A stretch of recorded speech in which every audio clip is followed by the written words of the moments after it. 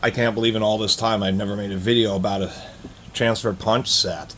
This happens to be an IIT brand, so Illinois Industrial Tools, similar to MIT, which is Michigan Industrial Tools, a budget tool brand that was mainly a tool importer for cheap stuff at like True Value and Ace Hardware stores, that type of thing. They've been around for a long time. A lot of their tools aren't so great, but a tool set like this is easily as good as, say, the Harbor Freight. And I guess I just never picked up a set. Anyway, how these work is, well, one, they're not like drill bits. They're all the same length. Oddly enough, it's a 28-piece set. This is a fractional set. You can't get them in metric. Tends to be a special order. Unlike drill bits, a 64th set of drill bits will be 16th to a half-inch, 29 pieces. Oddly enough, they do not have the half-inch version here. I was incorrect. I was thrown off a little bit by the 17/32 and the half-inch version. So they do have the half-inch version, but it is missing one. And now I relook at it, it happens to be the 16th inch one, but it's too small. Anyway, how these work is they are just straight shank bits that have a point on them. On the larger ones, you can see that the point is, it's just not a straight comb, but it's just a little flat dot. And so the transfer punch set is used. Let me get this out of the way here. There's some nuances. They end up being about 0.02 of an inch smaller than the equivalent drill bit, so they'll pass through a hole that you just drill. These calipers, this drill bit is nominally sized, these calipers suck. So these calipers read under. Anyway, so we got 248 there on this 1/4 inch drill bit. But on the transfer punch, you can see we've got 246. Just a couple thousandths difference. That way you can drill a hole with a nominal sized drill bit, and then this will actually pass through it. So you can take some kind of object, pass it through the hole, and be able to get precision dots. Maybe you're fabricating something or trying to mount something. For instance, here we have this little vise base, which barely fits on the side of this piece of wood. So we just go along here, randomly choose these until we find one that just fits between these legs. That's a little too big. That's still a little too big. And you just keep on going down. That's also too big. These slots are a lot smaller than I was expecting here.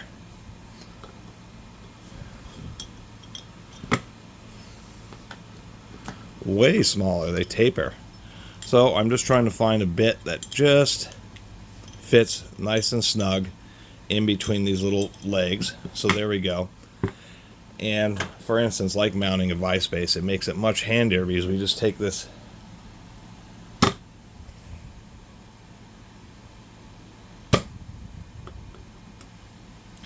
and in these type of situations, you may do one. You just have to be careful that the object doesn't move around when you're doing the transfer. And so the whole point is now I have 3 dots exactly where the feet of this base are. That actually worked out a little better than I thought, to tell you the truth. And now we can pull this off. I have little detents, so I can drill and have the holes at exactly the right location. And that is the whole claim to fame of these things, the whole purpose of them. They're not designed to be hammered extremely hard, but they are just a basic, like 1080, some kind of hardenable steel. I don't think they're quite as nice as, say, 1095 drill rod, because that would be a bit more expensive. But they're just kind of a handy item to have. And they work pretty well. There's just surprising, if you're attaching some kind of lock hasp to something, and you're trying to make sure that the holes line up, and you're kind of sitting there with the drill, or maybe you're trying to mark it with a Sharpie or something, or just use a regular punch and trying to somehow aim right for the center of what you're trying to line. You can put up the lock hasp and have somebody hold it for you and use a transfer punch, and it just makes sure that the holes are going to be exactly where you want them.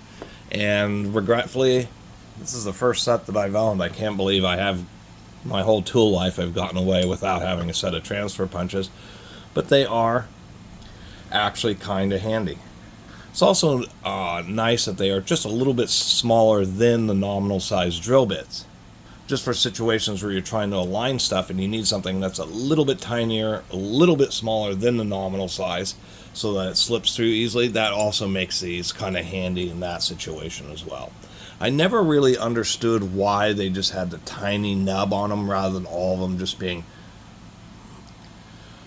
a tight cone until I looked it up, and it turns out that the reason they do this tiny nub is they're made on like this half-inch one. If they just did a plain cone, the cone itself would come pretty far down, and a lot of times you need this lower edge to be full diameter. So they do this a little nub for certain situations where you're trying to do a transfer punch on something that has a pretty thin cross section.